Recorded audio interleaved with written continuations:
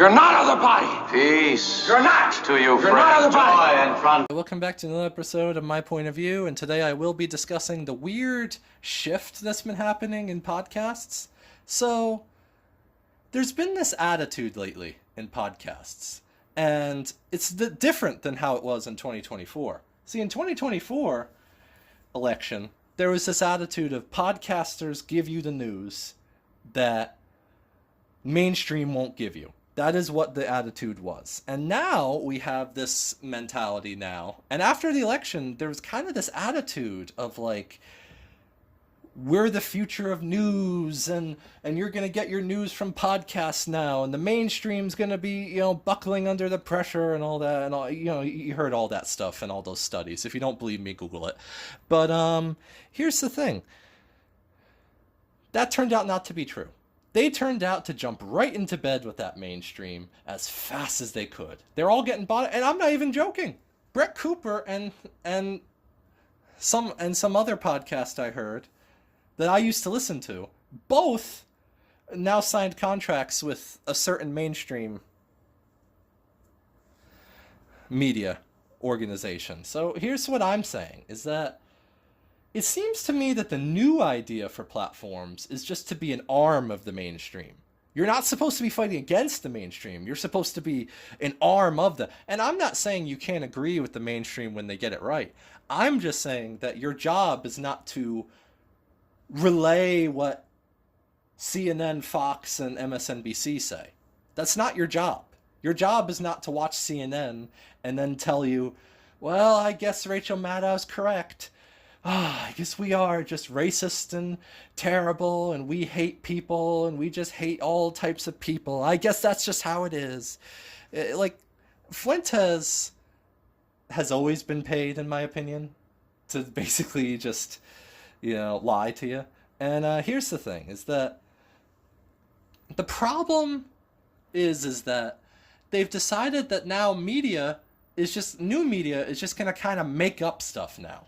They're just going to kind of make stuff up now. And I don't mean the stuff around Charlie. I mean the attitude of, you can't talk, you can't speak, be done, be finished, you're not allowed to speak, go touch grass because you're not important.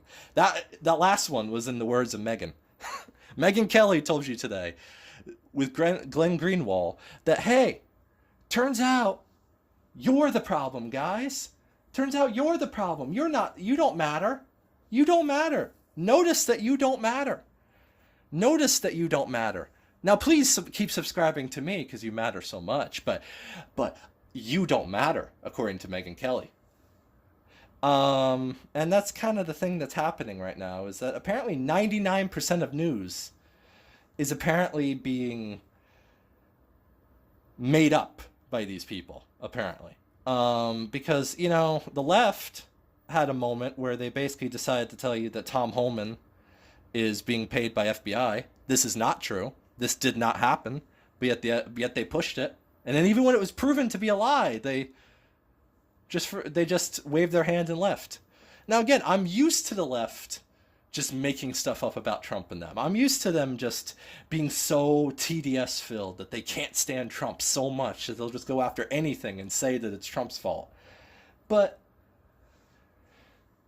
then the right podcasts have this weird adoration for anybody who's not Trump.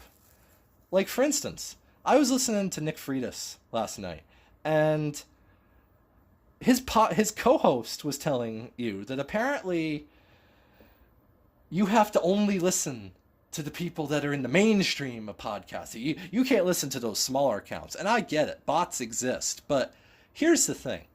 There seems to be this weird attitude, and I'm sure you've all noticed it too, of you're done. Stop talking. Like, for instance, Tucker said, oh, people gave me hell for that hummus part of my speech. Maybe some people in the left-wing Twitter did. Maybe some people did. But I think most of it came from the fact that you opened the speech with saying, we need to be done. We need to stop. We need to stop investigating what happened with Charlie. We need to stop asking questions. Stop asking questions. It's done now. We're finished. We're over now.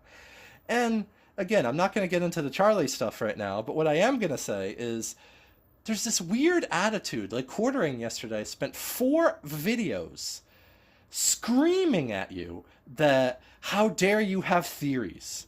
How dare you have theories?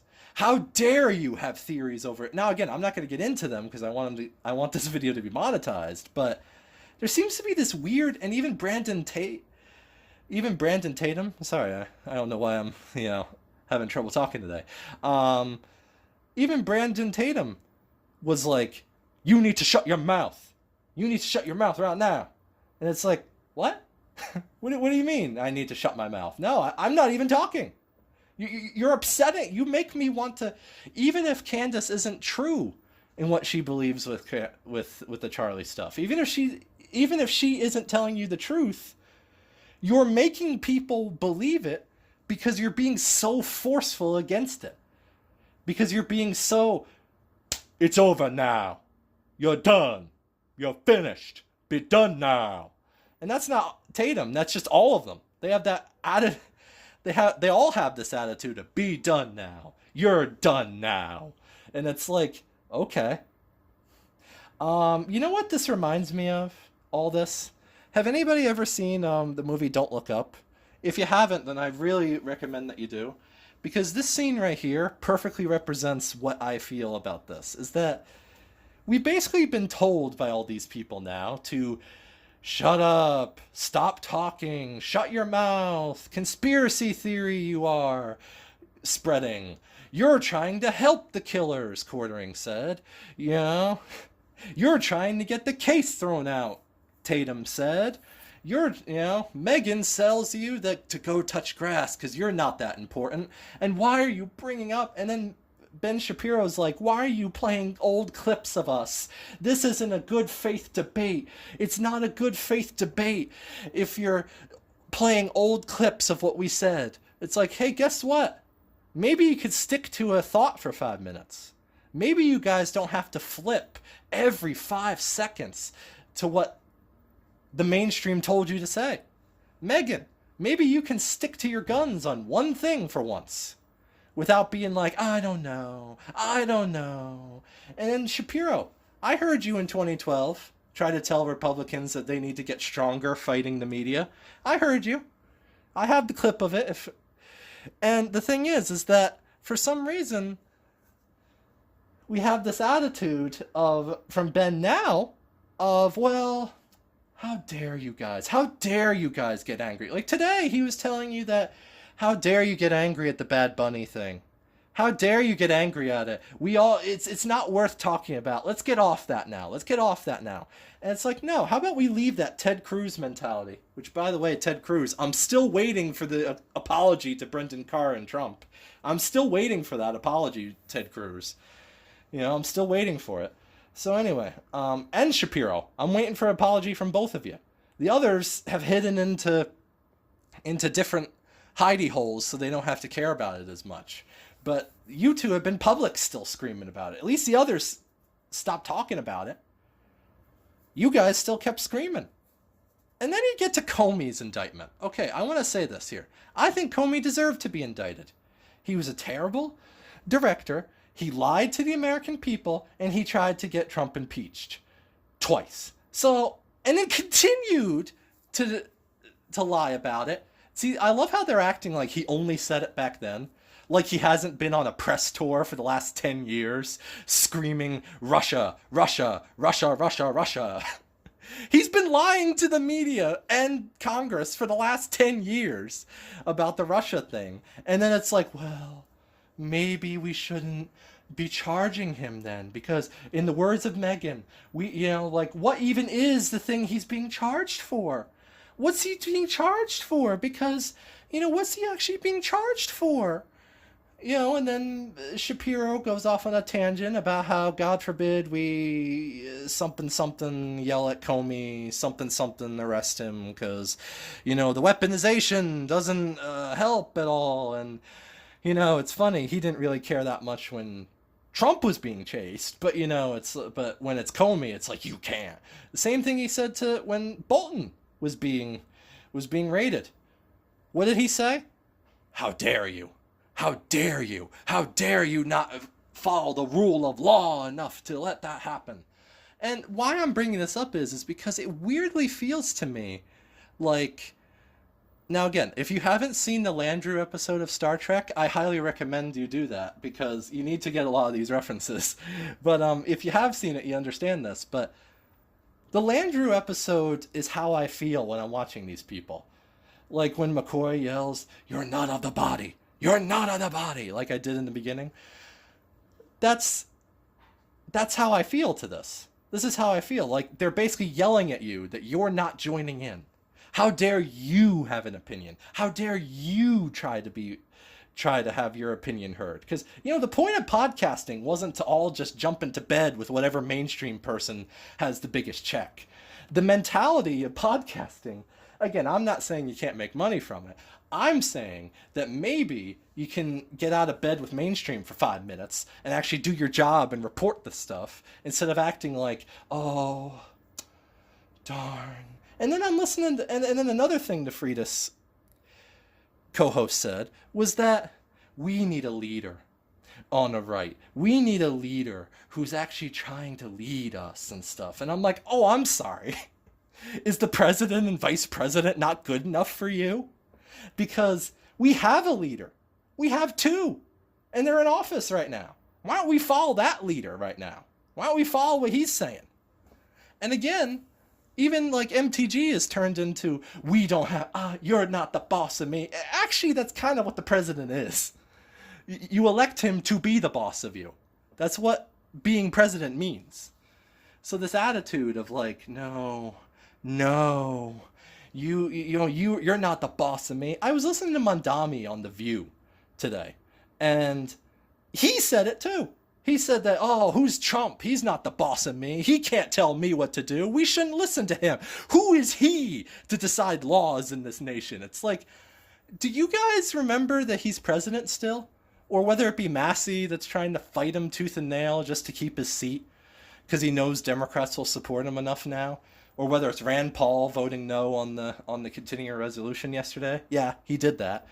And whether it be Ted Cruz yelling at you like you're the problem over the Charlie stuff. It just seems weird to me that it's like, or whether it be Cruz and the weird flub he had in Congress yesterday. Again, I can't say it, but just Google Ted Cruz and like put Ted Cruz, into YouTube and then refresh to be like yesterday. And I guarantee you'll see what I mean. You'll see what the flub I mean. It'll be very quick and easy to see.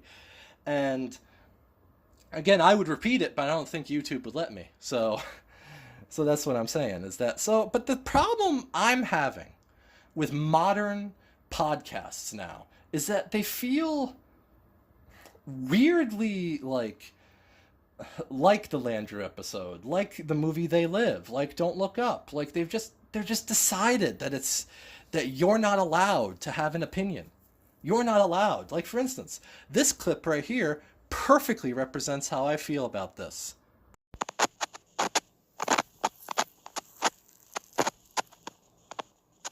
Don't look up! Don't look up! Don't look up! Don't look up! What the hell is that?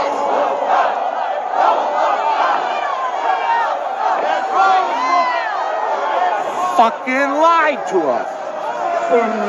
That's the thing, is that we have this attitude that for some reason they get to just lie to you, and then to lie to you again and again and again. How many times has Shapiro said that there's going to be a recession and there wasn't?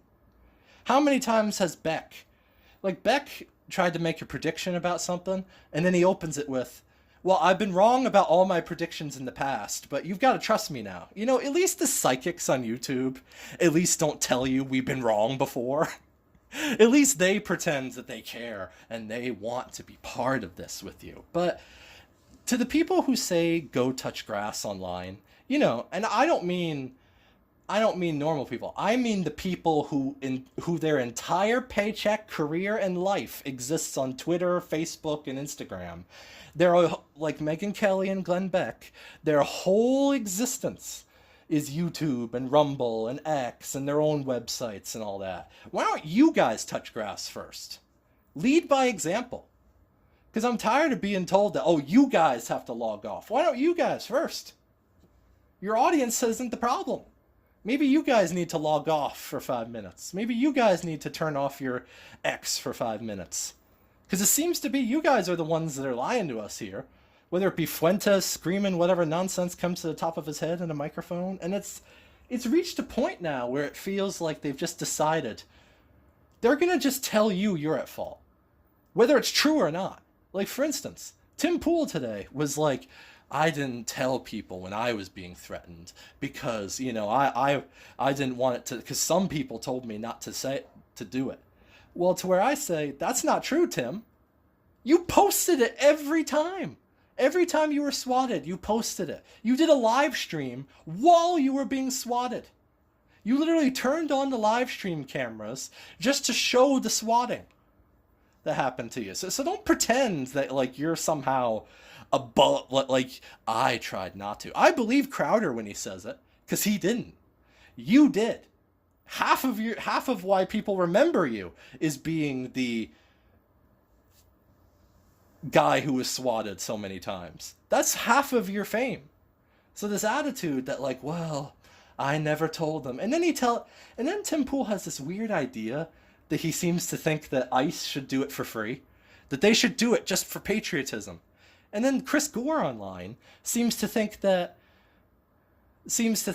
apparently Hollywood should like the movie makers of International should just come here and make movies for just the love of making movies. Like, they don't get any money, they don't get any help, they just have to come over here and, you know, and just make movies for the love of movies. It's like, these people pretend like they're the moral high ground to a lot of this stuff, but for some reason they don't seem to understand that that's not how that works. ICE isn't going to do the job without... You can't ask cops to do their job for free and expect them to still do it.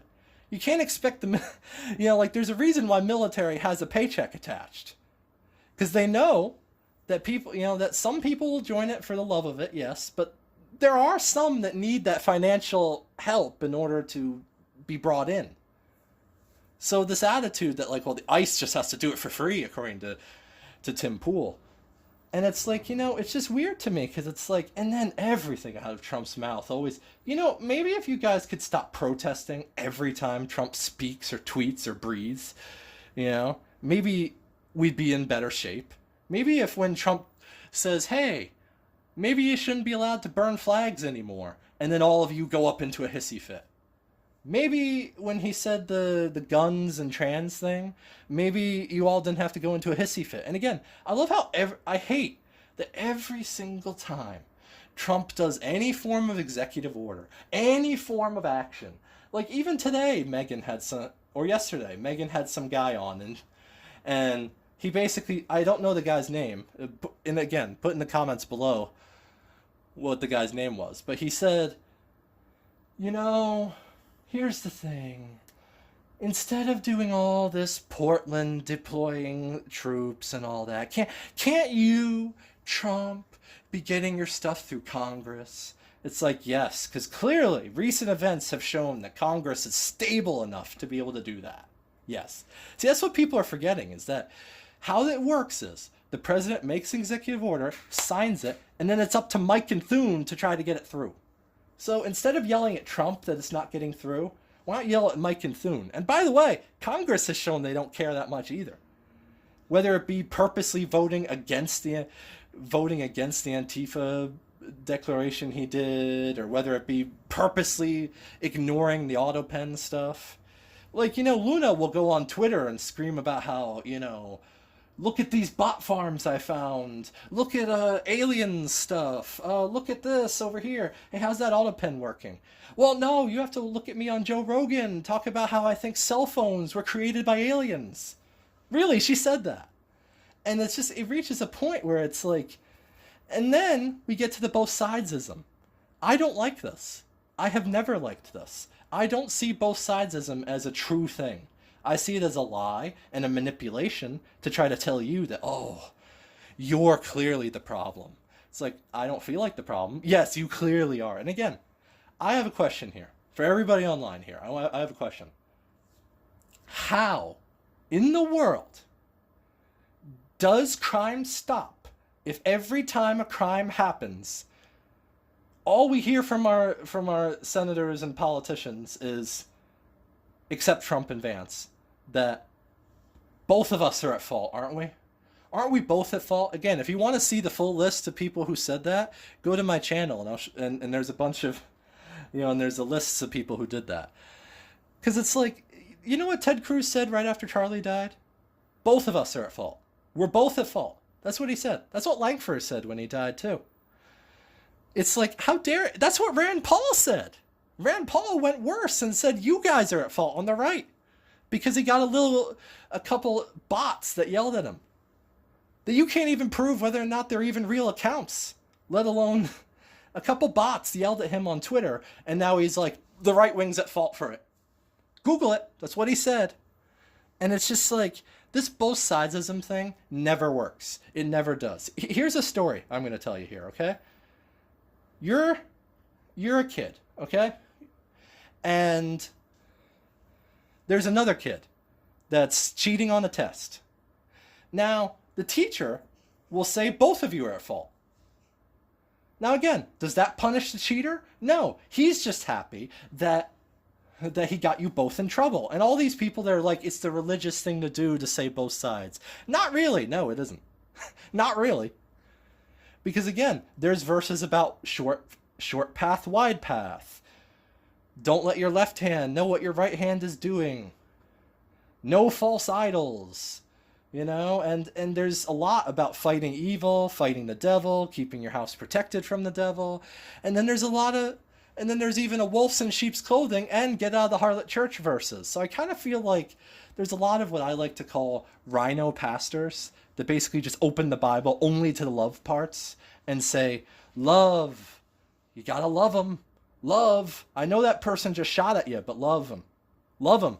Stand up and show your love to the guy who just shot at you and is still walking around. Love. Love. And it's just like, yeah, you can love, but there's also a reason why the Bible has a line like, there's a time to fight and a time to not fight. I'm not saying that exactly, but there is a verse like that in the Bible. There's a reason why. Because God knows there's times to fight and times not to fight. And I'm sorry, I don't think that, and again, I love how they're all acting like you're the problem. Can't you calm down? Why are you as soon as a right-winger gets angry about anything, like Beck had the gall to say, I just hope those Mormons don't go and attack somebody because they were attacked. It's like, first off, Mormons are not going to do that. They're not going to do that. I'm not a Mormon, but I can stand up for Mormons and say Mormons aren't going to do that, okay? And second off, how dare you try to flip the thing that just happened to them on them? And that's what I can't stand, is this attitude of you're the problem over there. You're the problem over there. You noticed, so you're the problem. Isn't it both sides that are at fault? It's like, no. Isn't it both sides, though? Isn't doing that basically like saying to a guy who just killed some guy's wife, hey, you're just as at fault as the husband. It's like, how? Well, because he wasn't there. Well, yeah, he was at work, and she was killed on her way to work, but oh, no, it was the husband's fault. He should have been there. And then you got people like Brett that are saying, right women don't want to date right-wing men. They don't want to date them. It's like, okay, Brett, okay, go be a feminist over there, okay. And it's just like, and then you got Buttigieg saying, I think it's time people log off. Okay, I gotta say something to Buttigieg, and this applies to AOC, Mondami, Rashida Tlaib, and the rest of the squad, and Crockett. You would not be senators or mayors or whatever Buttigieg is right now or trying to be. Buttigieg, you wouldn't have been a mayor if it wasn't for Twitter or online. AOC wouldn't have been a senator or a politician. None of the squad would have been. Neither would Crockett. And guess what, Mandami? Your whole existence is online. Your whole existence is because of online. You know, like your whole political existence is because of online. So for Buttigieg to be like, well, you know, don't we have to log off? It's like, I did a meme about that, about Buttigieg saying it's time for us to log off. I encourage you to watch it. But here's the thing, though. It just feels to me like, it just seems to me like we're being told to, you're not allowed. You're not allowed to have an opinion. Stop it. Stop it. Aren't you at fault? Aren't you at fault?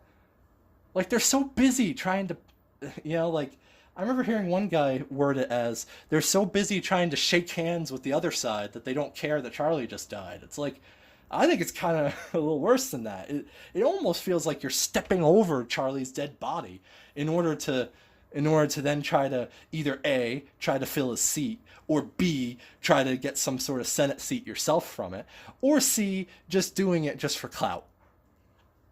Because it seems weirdly like you're stepping over him.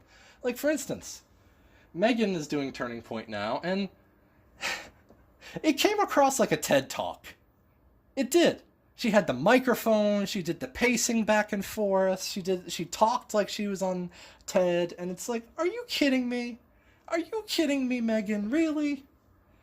And then for Shapiro to be yelling at you, and then Shapiro today is like, hey, like, and then Shapiro, oh my gosh, and then Shapiro is like, I will pick up my friend's blood-stained microphone and join the, you know, the Turning Point events. And then he said he won't. Then he said he will. Then he said he won't. Then he said he will. Then he gives them $1 million. And then he, you know, so it's clear and obvious Ben's trying something here, whether it be for Charlie's seat or what. But he's trying to get something from that. And even today he was weird in saying that, like, if our military isn't just to go over and start wars overseas, what's the point of it? What's the point of the military without it? It's like, I don't know, maybe the military can be used for things here too. Maybe the military isn't just things for Lindsey Graham to just send over to be like, yeah, I'm about to get a war. Finally, I haven't had a war in a while. And so anyway, my point of this video is that I'm not appreciative of this lie that like they get to just, and they get to outright lie too. Like, again, that's not freedom of, yes, it is freedom of speech, but it's not me. You're not news if you're just going to make it up. Or you're going to just shoot out what someone else made up. You know, you don't get to treat these stories that you made up and treat them as though they're true. They're true. We told you that Kimmel was a victim, even though all that happened was that he tried to say MAGA killed Charlie, and then the studio didn't want a lawsuit, so they pulled him for 3 days, put him back on because the left protested hard enough, and then 1 or 2 days the stations were like, we're not going to hold, the TV stations were like, well, we're not going to put him on. And then guess what? They caved too. So it's like, so there's still, I bet Shapiro's still on Twitter right now, probably trying to act like Kimmel is a victim of the abuse. And then haven't you noticed that no one seems to care about the Israel thing that Trump just did? That Trump just did? Like, they don't seem to care. They're like, oh, Trump's trying to, and again, I want to ask a very quick question here. To all the people online who say that Trump is a puppet of Netanyahu, yet they'll say this. They'll say that he's a puppet of Netanyahu and he doesn't do anything unless Yahoo tells him this. This is what Cenk Uygur and Anna Kasparian has been telling you. And this is what Candace and Fuentes and Tucker have been telling you, that Netanyahu owns Trump and he won't do anything unless Netanyahu tells him. Okay, so remember that. Well, you're saying that Netanyahu doesn't want the peace thing, which I don't believe, but you're saying this, but yet you're also telling me that Trump is doing the peace deal with Netanyahu, who you're saying doesn't want it, but yet if he's a puppet of him, why would he be trying the peace deal then? Oh, well, they don't have an answer for that. And that's why they've ignored it. That's why a lot of them have ignored it. Again, they're trying to lie to you that, like, oh, Netanyahu bought TikTok. They're trying to lie to you. That's not true. And this is what I mean. They get to outright lie. It's not even a difference of opinion. It's outright lying. It's outright lying. They'll tell you that, oh, this is a bad precedent what Trump just did. It's a bad precedent. He tweeted that Joe Biden's the worst president. Oh my gosh. That's a bad precedent, man. And it's like, I'm sorry. Am I the only one that remembers the blood red background that Biden had? And the screaming about how much of evil people MAGA were? You know, like, am I forgetting that? Am I the only one that remembered that? Because it seems to be. But what I'm saying, though, is that it just weirdly feels to me like they've just decided, we're going to make it up now. Like, at least before, they just read news stories and then said, and then just gave their own spin to it. Now it feels like we're just going to kind of start making some stuff up. Like, it's like the Babylon Bee model, except Babylon Bee does it for satire. You guys do it for actual news. Like, they become like Babylon Bee, but for actual news, where it's like, we're just going to kind of make it up off the top of our heads and say that this is happening, even though it isn't.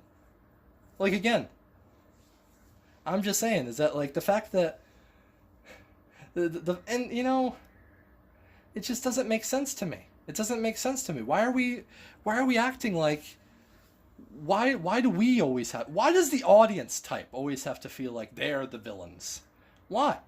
Why does it always have to be you're a conspiracy theorist if you don't just say, you didn't repeat verbatim what Bret Baier just said on Fox, so therefore you're a conspiracy theorist? It's like, no, I'm quoting what somebody else said. No, you're a conspiracy theorist. It's like, and even Alex Jones said this. It's like, they called me a conspiracy theorist, but all I did was I just said what some other guy said, and I was reacting to it. Or they acted, or remember when Tulsi Gabbard came out with the Russiagate stuff? All these people I'm referring to, and many more, were like, ignore this, don't talk about this, it's over now, be done, that was a go, those are years ago. Okay, Megan, how come is it that Epstein is the most new and current thing that we have to all care about, or else we don't care about women, is how Megan treats it. But yet, for some reason, the thing that happened 10 years ago and continued to happen is somehow less of a problem than the thing that happened 40, almost 50 years ago. Oh, well, there's no there there. This is a nothing burger. The statute of limitations says. It's like, doesn't it weirdly feel like statute of limitations was created to cover crime? To me, it kind of does. And again, what annoys me is when they're like, where's your evidence? Where is your evidence? And then you're like, here's my evidence. Here's the documentation, here's the footage, and here are the pictures.